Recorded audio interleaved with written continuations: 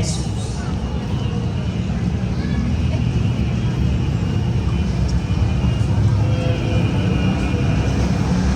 Dinala si Jesus ng mga kawal ng gobernador sa hukuman at pinalibutan siya ng buong batalyon ng mga kawal.